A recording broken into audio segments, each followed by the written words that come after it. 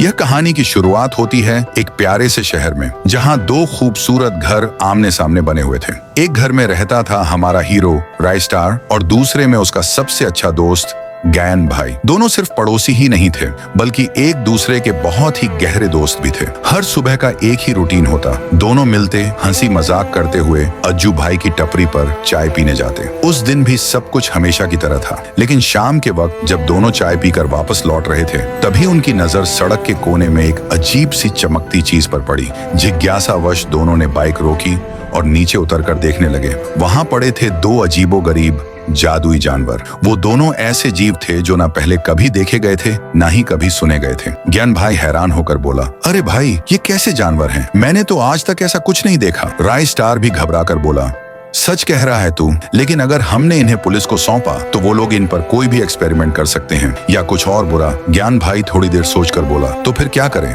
रायस्टार ने कहा, एक काम करते हैं, एक तू अपने घर ले जा, एक मैं अपने घर ले जाता हूँ, हम ही इनका ध्यान रखेंगे। और फिर दोनों ने एक एक जानवर अपने अपने घर ले गए। दोनों ने उन जानवरों के नाम रखे चांगू और मांगू। समय बीतता है और चांगू मांगू धीरे धीरे बड़े होते हैं। रायस्टार और ज्ञान भाई उनके साथ हर दिन समय बिताते, खेलते, हंसते, मस्ती करते। वो दोनों जानवर भी अब इनसे ऐसा जुड़ गए थे जैसे एक परिवार बन गया हो। लेकिन कहानी में ट्विस्ट तब आता है, एक दिन जब रायस्टार और ज्ञान भाई चांगू और मांगू के साथ मार्केट जा रहे थे, तब एक अनजान आदमी उन्हें घूरता है। उसके चेहरे पर एक खतरनाक मुस्कान आ जाती है। वह सीधा शहर के सबसे बड़े माफिया देवा भाई के पास जाता है। देवा भाई, जो जानवरों के गैर कानूनी व्यापार का मालिक था, उसने अनगिनत दुर्लभ प्रजातियों को कैद कर रखा था। वो आदमी कहता है, देवा भाई, मैंने दो ऐसे जानवर देखे हैं जो आपके पास वाले किसी भी जानवर से ज्यादा ताकतवर लगते हैं। देवा की आंखों में लालच झलकने लगता है। बस लोकेशन बता, काम मेरा। वो आदमी देवा को रायस्टार के घर के पास ले जाता है। देवा कहता है,